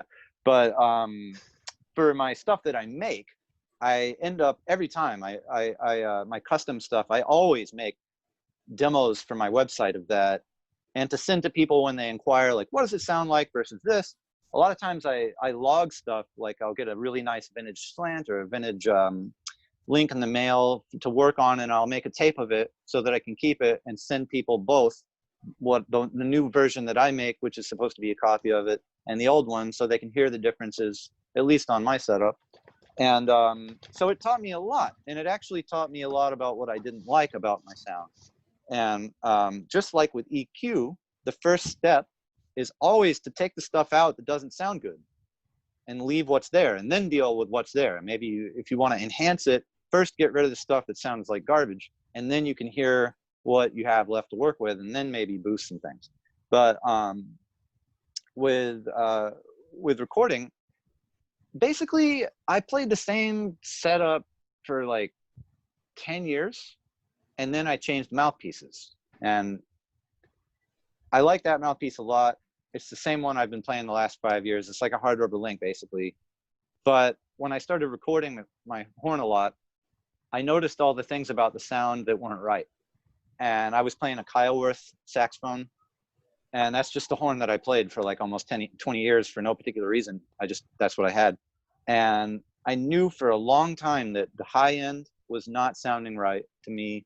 And every time I recorded it, I was usually trying to find the frequency where in the palm keys and the upper register, it starts to get nasty. And that's the case for basically almost every single modern horn. Even if it's clearer and more powerful upstairs, a lot of times it sounds worse than the old vintage Selmers, which if you listen to Train on ballads and he's playing Nancy and just like gliding up and down in the palm key register, it's the most gorgeous section of his instrument almost.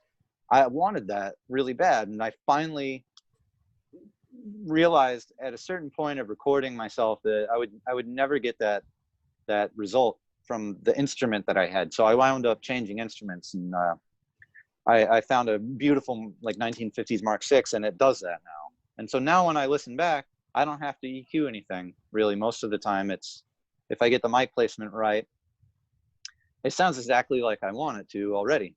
So it teaches you to listen for things that you wouldn't normally be listening for. Also, pitch, huge thing. Like saxophone, especially old ones, is an imperfect instrument. Think about how many things have to be perfect on a saxophone with the tone holes and the neck and everything, angle, to make every note in tune with the next one. And this applies to any instrument. I'm sure for piano, unfortunately, it's like always a problem, especially if you're recording in non-ideal environments where it's kind of hot. Even if you tune the thing right before the session, it's going to be out of tune like halfway through the day. So it teaches you about pitch and how to listen for that, and to make sure that I learned the hard way recording with people over the years in various bands. You know, you don't have a chance to fix things most of the time if you're a sideman.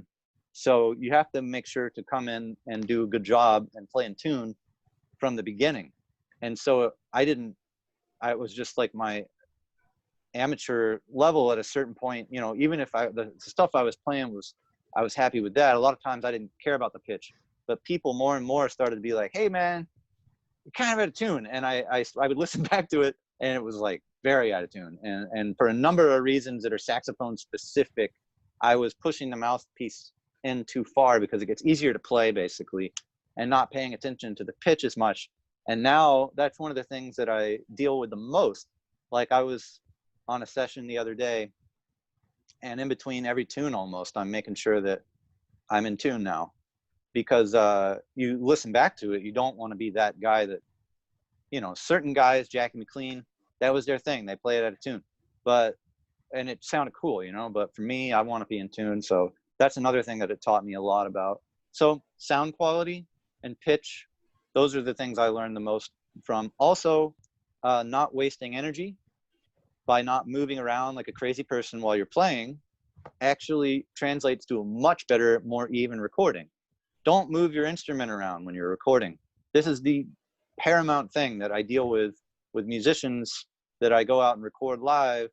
I mean, you know, I move when I play live, but when I know I'm recording, I don't move at all, because what you'll find is the sound disappears, and you can't tell someone what to do, but the result will be a lot better if the musician, especially a sax player, where the mic is stable and not mounted on your instrument.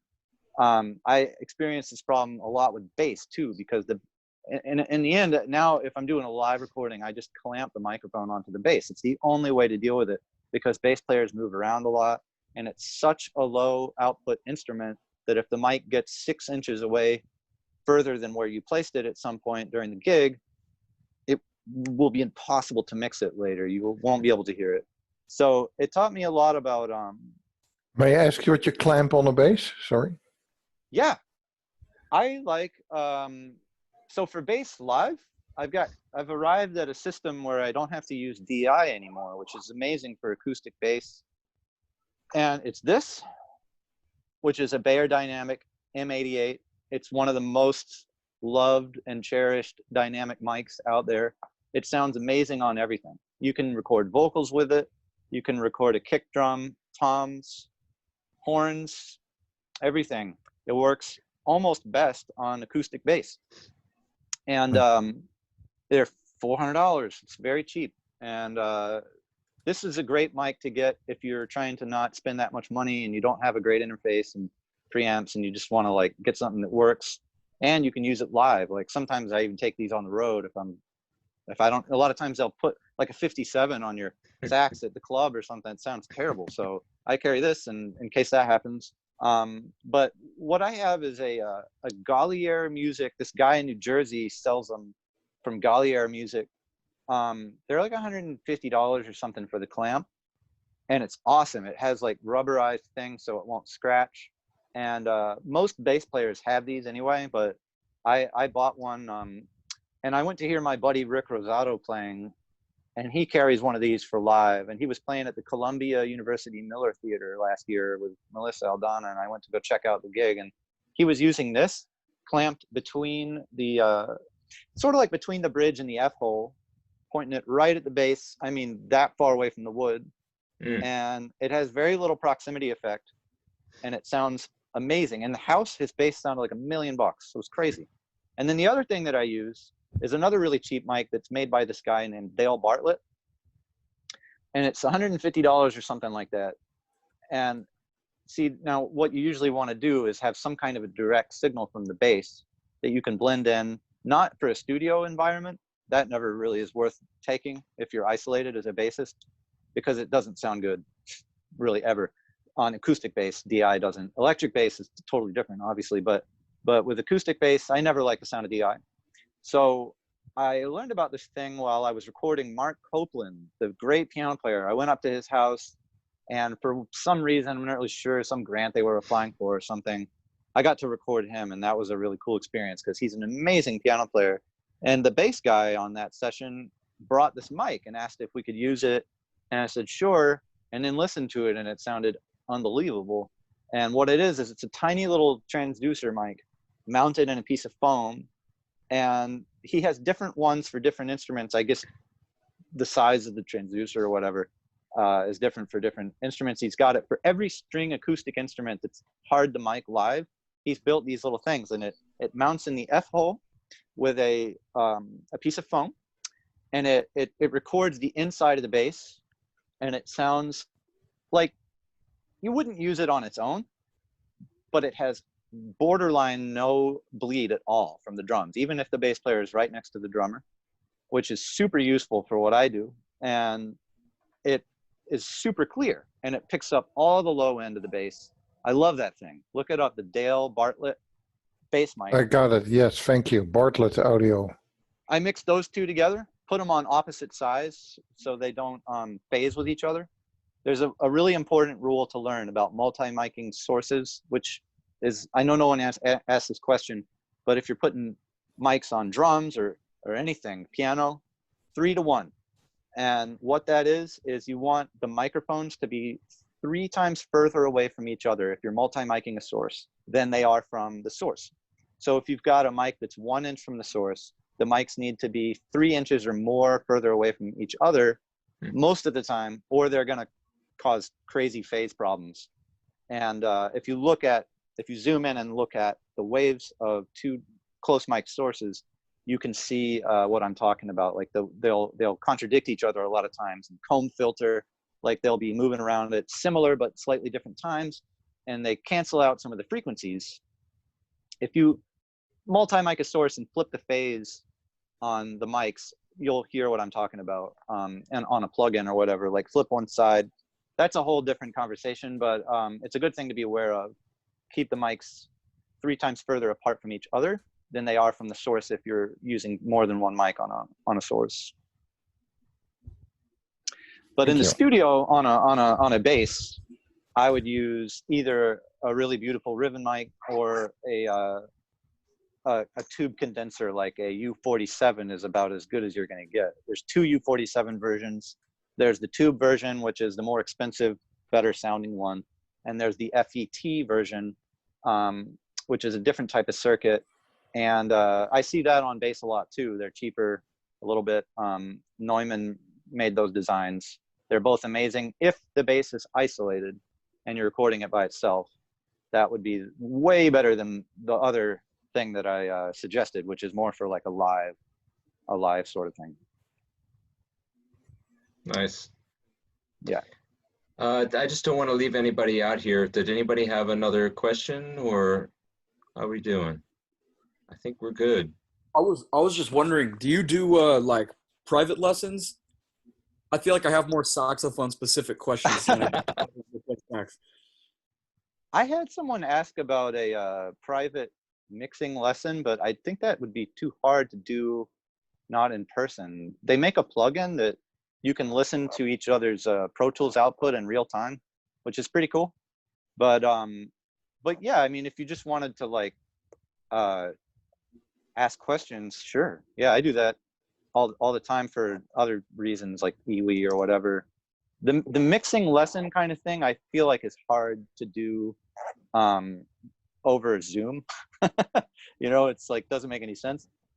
But I can tell you that when I knew less than I knew now, I took a couple of lessons with different people, and I bothered my friends. I asked Nate Wood for a mixing lesson one time. He said no, but but I would still love to learn from. He's amazing. You know, he's like the next level. But there's a guy in Brooklyn named Liberty Ellman that I took a lesson from, who mixed a lot of records for Pi recordings, like Tyshawn Sorey and that crew, Ralph Alessi, those guys. He mixed a lot of stuff for that crew of like new jazz guys, and his stuff sounds really good. And Dave Darlington kind of has that mixing lesson recorded that I reference sometimes and watch. I like that a lot. But sure, if you just wanted to ask sax specific stuff, anytime, just hit me up. We can work that out. Cool. I'll message you on Instagram. Cool, sounds good. Right on, man. Yeah, I don't mind taking some more time if people have any more questions. Matt, I always think about when we talked about when I was starting to ask you questions last year, and you were talking about how you've found a lot in building your own microphones. You even built your own PC. You know, are those things that are worth looking into as far as cost effectiveness and what you end up getting from those things that you can't get otherwise? Yeah, well, definitely. I mean, one of the reasons I built some microphones is because I don't ever want to take some of these super nice mics out on these live gigs where it's like, dude, I've had some crazy stories of weird nights. I've wound up in situations that I never wanted to be in without, 10 grand worth of gear. So I have some crazy stories from doing this, like random situations where I would wind up recording famous bands, like reunion gigs and like really tight, overcrowded situations. And it was nuts. And, just disaster stories that I learned a lot from. But, because of that, I've learned that I want to a lot of times bring as little as possible and as cheap as possible to these live things, because anything could happen. Like, even in situations where I feel really comfortable around people that I know, stuff has gotten knocked over, and sometimes it's me, but sometimes it's not. One time I dragged a whole bunch of stuff into a forest, and the guy hired an assistant engineer to record a whole bunch of stuff for these guys that you would actually know, I think. Yeah, I know them. Yeah. They do these videos outside, and for the trial run, they did it upstate. I remember that happening. And, yeah. Oh my gosh. Like, we had this crazy solar powered battery system that powered my rig. And like, I dragged a 70-pound backpack like a mile into the woods. And then they hired this, it was nuts. And they hired this assistant engineer that didn't even know anything. Yikes. And I didn't want to tell him to like just sit around and watch, but he kept knocking things over. So that was a situation where, like, I was glad that I didn't drag a $5,000 mic into the forest to try to record these guys. It was like ants crawling on my computer and stuff. It was insane. But anyway, sorry, what was the question again? About building your own microphones. Building your own mics, yeah. Yeah, and So you the even reason built that your own computer and. Yeah. So I did that for the mics. It was just kind of, I wanted to learn, like, what makes these things tick. I'm always like that, obviously, with mouthpieces and saxophones. I'm like taking stuff. I took my whole tenor apart one time to clean it after about 15 years of grossness. I was just like, look, nobody's going to do this for me. So I took the whole thing apart, put it back together, and it worked again. And I cleaned it in the tub. But like, I'm just always been like that, taking stuff apart and sometimes breaking it, but most of the time figuring out how to fix it. Like, it's the only way to learn, really. Yeah. I think make mistakes and to figure out how to fix it. But some of it was, cost effectiveness, but also I wanted to understand what is inside of a microphone. Why are these things so expensive? Why does it work? So I learned some stuff about that. It was really cool. Do you feel like learning about those things helps you when you actually have to record? Like this? Yes. Yeah. Well, for two reasons. One is I've learned a lot about why certain things cost so much. It's crazy, but that really expensive mic I was showing you, couldn't resist. I took it apart and I looked at it. And the level of attention to detail and the quality of the components, I was like, okay, this is way above my pay grade. But I still enjoyed like looking at it and trying to figure out how the circuit worked and the signal path. So I learned why certain things sound the way that they do. And I also learned how to fix stuff. That's the other main thing. Yeah. Being an engineer, as time goes on, look at this. That I built, these two, this I built, this I bought a couple of months ago to replace the old one, which broke. That's a stereo tube compressor. The old one broke. This switch broke on the old one. And the guy lives in Thailand and it's super heavy. So there's no one around here that's going to fix it for me. So I took the whole thing apart and I replaced that switch, and it was the hardest repair I've ever done. And then I sold that one. It worked again. And then I bought this to replace it. This is like the new version of this tube compressor that I really like. But like these, for example, are the Neve preamps that I was talking about. Yeah. Those are $250 a channel. To buy a real one with the EQ is about 10 grand now. Yeah. One channel. And this is the preamp section only, but it sounds amazing. And it was very difficult and time consuming to build these, but $250 a channel, like you can't beat that. and it just goes right into a lunchbox. And so now I have a huge sound upgrade. Anytime I want to track something with a Neve style preamp that's portable, I can, you know, take this out and use it to record people and my own stuff. And it sounds way better than like whatever's built into this. I've done plenty of A/B testing. This is like a standard interface with preamps built into it. Like the thing that I was holding up earlier, sounds infinitely better going through this. So, yeah, I mean, that's why I wanted to mention it and ask you, because I think that people don't realize that that's available to them with a little bit of, you know, of learning about how to do it. But we all think that we're limited to the things that we can afford and buy at a certain, you know, a certain price. But if we actually dig a little more and build some things, then you get better sound. Yeah, I mean, it's not. May I jump in here with because there is this one site that always keeps popping up called micparts.com. Yeah. And they do these better quality elements, first and foremost, that you could put in your cheap condenser. Have you any experience with them, or what do you do when you build a mic? Yeah, I know him. He's really cool. His name is Matt. Can't remember his last name, but he's a really nice guy.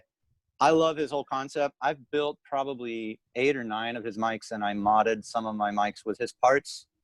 Overall, the main thing about those that's lacking is the quality of the capsules. Like I said earlier, they're very cheap Chinese capsules that he's selling with those kits. So, you know, there's 2 things that he sells: replacement parts, upgrade parts, but he also sells complete kits that you can buy. I've had issues with those kits. I don't care, because I'm a DIY guy and I like to figure out how to fix things when they're broken. But like, for example, I have 2 sets of the small diaphragm condensers, which I love, and I use for drums and piano anytime I do a live recording anywhere. And if I do a more involved recording, I a lot of times still use them on various things like hi-hats or under the snare, stuff that's not as important. The small diaphragm condensers are a much better value and sound much better to me than the large ones. The large ones, I've had problems. The cases are really, really cheap, and that's not a huge deal, except for the fact the radio frequency shielding is really bad. And he worked with me, and he sent me some ferrite beads and stuff to try, but I was never able to get the one large diaphragm condenser I built. Was the transformer coupled large one, which was the T47, and it sounds pretty good, but it has RF frequency problems. So unless I'm out in the country, if I'm in the city anywhere, I kind of can't use it. No matter what I tried, I couldn't get it to shield very properly. So it always kind of picks up radio noise. So I've had issues. If you're out in the country, no problem. I used it in Texas at my parents' house to record some stuff. I've used it out in the forest. Obviously there was no issue out there, but like they're not really like amazing, but they are cool. You're just saying the capsules are actually the weak parts with them. Yeah, they're not great. They're all Chinese. Right, because that's what his business, or that's his spiel, right? The difference between those, let's say you go to Guitar Center and buy a Rode NT1, which is the most popular like cheap condenser mic. Well, it's got a huge spike because they used a Neumann K67 style capsule, but they didn't roll off the top end like the U87 rolls off the top end. It's a circuit that's built into those Neumann mics. They all have the same kind of capsule style. And if you look at a frequency response chart, they roll off the bottom in the same place and spike in the same place on the capsule. But the difference between the Neumanns is that they've got an EQ section built into the circuit to roll off the top end, so it's not so crazy bright. The other thing is, though, he has all that. He builds that into the circuits, which is really cool. And he sells EQ roll-offs that I've installed in some cheap mics that made a big difference. But still, the difference is that the quality of the capsule is nowhere near what the handmade gold capsules that you get from places like Microtech Gaffel in Germany and Neumann, or just Josephson is another company in America that makes mic capsules for some of the famous Manley mics, for example. And Josephson makes amazing microphones too themselves. Those are handmade, really high quality capsules. The ones that come with the mic part kits are very cheap, mass-produced Chinese capsules. But the difference between them and like a lot of the other cheap ones is that he picks capsules that have a much more linear frequency response. So what you end up with is a less offensive sounding cheap condenser. But I tell you, I did comparisons of when I got this really nice microphone. I wanted to make sure it was as good as the money that I spent on it. So I put it up against everything else that I had that was cheaper. And the main thing is the detail is incomparable. So while you may get a similar tonality out of some of those microphones, the level of detail when you compare them side by side and you know what to listen for is not even comparable at all. It's just sort of an audio, unfortunately, you kind of get what you pay for. But if you like to build stuff, it's super helpful for learning because the instructions are really clear and the support's really good. But I don't usually recommend that people get into that. It's a hobby. I do it more for fun than anything else. Like these, I have a fader system because I wanted to get a board, but that doesn't really make sense for what I do. So I bought these, which are Mackie control surfaces, and they were all used and most of them were broken. And I just figured out how to source the lights and the parts and fix them. It was pretty difficult, but I saved a lot of money buying them used and kind of busted up. And I wouldn't have known how to do that if I hadn't started with those mic parts kits. So I think if you're interested in learning to repair things, but that's a whole rabbit hole. So, you can wind up spending, that can become its own kind of obsession, the DIY thing. I know guys that don't even mix or record and they have like walls of gear that they built, which makes like no sense. It is a way to save money with the computer. I think it makes a lot more sense because it's easy. Anyone can build a computer. And for me, I have a computer that's like 100 times as powerful as my Mac laptop that I built for less money than the new Mac laptop costs. So yeah, that's a no-brainer to me, the Windows. And you can also build Hackintoshes. That's a whole different thing. You got to know a thing or two about computers. I didn't find that necessary because I'm running Cubase and I got an RME interface, and even my old UA Apollo on Firewire, I figured out how to make that work with it, and it works. It's supported and everything. So I think that's more of a value and more of a necessity these days for musicians. If you want to have a really nice home rig computer that can do anything and not spend $10,000 with Apple, that's the answer. Because there's plenty of instructions and how-tos about how to build a computer, and it's easy. There's nothing to it. You just screw the stuff together and put it together, and it's meant to be consumer products that are buildable. It's very cool. I love it. And it's modular, so when the motherboard or the graphics card dies, your whole computer is not toast. You just take that part out and put a new one in. Problem solved. So I love it. That's so cool, Whoops. man. Just knocked over my phone. But anyway, yeah. I think we'll finish up, but I would really like for you to tell people some of the recordings that you've made, like you recording people around the city and whatnot that have come out that you really are proud of, that you'd love people to hear. Yeah, most of the stuff never gets released or is just used for videos. But I don't know. Well, I know, like you did Brian Croc's big band, the live big band record, right? Yeah, that just came out. That one, I'm not super hip on that. The music is not what I'm talking about. It's sure, of course. The budget for that was almost non-existent, and because of that, I only brought a tiny little bit of gear. Yeah. And then there was not enough time to discuss how players should use the microphones. Sure, yeah. So, for example, there's like a whole a great Timo solo that you can't hear. And, and because there was no way for these guys to get to the microphone where it was, and there weren't enough channels to put more mics. So Right. that one, I wouldn't reference that. The Harish Ravigan thing that's on, unfortunately, you can only kind of hear it on Instagram.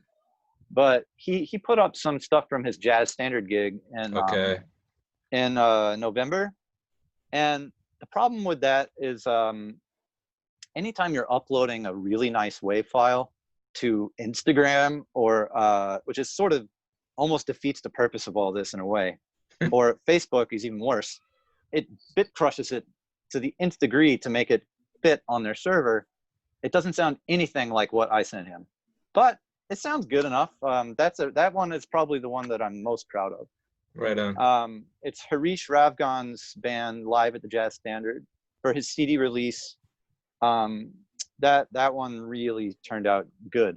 He without saying too much, he took total control of the mix. So what you hear in the end is almost no processing, and it's just gain boosted a lot. Wow. And then the problem though is that everything gets normalized when you put it on the internet. Yeah. So you have to make sure, and I tried to tell him this, that it needs to be below a certain volume because they are going to normalize it. So it sounds way more loud and way more compressed than the actual file that I mastered for him. But it still sounds good, and I'm proud of it, and it's cool. And it's some players that are just unbelievable. This kid Kwaku on drums, unreal. Emmanuel wow. Wilkins on alto. Who's that piano kid? I can't remember his name right now, but he's just unbelievable. It's a really good band, and Harish sounds great. Check that out. It's on Instagram TV, and I think Facebook as well. Let's see. When does your electric record come out? I mean, I'm just kind of pumped for that, so I'm asking for myself. As soon as we can find a label we tried to get in touch with like Rope-A-Dope, and they said they would take a listen, but the issue right now is that the bass player. So for anyone that doesn't know what Andrew's talking about, I recorded a record that's a fusion band, and it's my group, and I did it all myself from scratch. That's the first one that I recorded, mixed, and mastered myself. And I'm proud of the way it sounds for the way that we did it. And we're just trying to shop it around and get label support. And if that doesn't happen, I think now is possibly the absolute worst time to put out a record in the history of my life anyway. But probably before the end of the year, if we don't get any bites, we'll just stick it up around Thanksgiving or something on Bandcamp. And I'll annoy everyone about it on social media when it's time to release it, so you'll know. I'm pumped, man. I can't wait to hear it. Awesome. Yeah. Oh, the one that I think that it's not a full band recording, but my brother, we did a solo piano record, and we used all my gear, and I mixed it with him. That one, I'm really proud of that. It sounds really awesome. You did Embers? I actually wasn't there to track it, but I mixed it, and he borrowed all my gear and just went up in the woods for like a week and recorded solo piano, and then he brought the files home. But he used all of my gear, all this stuff that we've been talking about, and then we mixed it together on my system, and that one I'm very proud of that. That's a favorite of mine, man, for sure. Awesome. Solo piano. It's not a full band, but sometimes that's the hardest thing to get right. Solo piano. So that one you can check that out on Bandcamp. That's my brother Luke. The record is called Embers. And then I did some stuff. Actually, Jordan played on Luke Selleck Christmas album that I mixed and mastered. I didn't record that, but Jordan, if you want to hear her play and you haven't, she sounds great on that. The guy's name is Luke Selleck, and he's a great bass player. Yeah, like Tom Selleck, same spelling. And all I did was mix that, and I mastered the whole thing too. I mixed maybe all the acoustic tracks. And, I don't claim to be Joe Furler or anything, but it doesn't sound terrible to me, the mix. So that's another one that I can think of. Otherwise, most of the stuff that I end up doing is not for like full-length releases. It's more for people's YouTube videos and stuff. And a lot of it people never used for whatever reason. A lot of times that happens. Like people take so long to finish stuff that by the time that it's done, they're like, I don't like this anymore. So that happens all the time. But there's a girl, and I'm pretty sure that this is out there, called Charlotte Jacobs. Of course, And yeah. she's got a track that I really enjoyed working on called Fishtail. And then there's another one called Love Song. And I'm not certain, but I think they might be on YouTube. And they were like, was that the video as well? Yeah. Luke did, yeah. Yeah, that I was pretty happy with. I never made any music like that before, so it was a little out of my zone, but I thought it turned out pretty good. Yeah. And but yeah, most of these are for, like, for example, if you go and watch Chad Lefkowitz Brown play Mac the Knife, he's got a whole bunch of stuff like that with that group where it's just videos of him playing standards, and he doesn't sell it as a record or anything, but it's just like kind of an advertisement for his group and his playing. And I recorded all that stuff, and I think that stuff sounds good for what it is. So you can check that out. And yeah, anyway, thank you so much for having me on here, rambling for 2 hours. Thank you, man. Man, we're so grateful for your time, and I knew it would be like this. I knew, because you're so into everything and so excited about it, and that's why I just was so happy that you were able to do this, man. Thank you so much. No problem. Hi, Mom. Yeah. And thanks everybody for hanging out. It really means a lot that you've been here and supported Matt. The money that you did donate, he's going to donate to the Louis Armstrong. What is it? The Louis Armstrong what, Matt? Foundation. They're the ones that gave, like, all those musicians grants at the very beginning of this meltdown.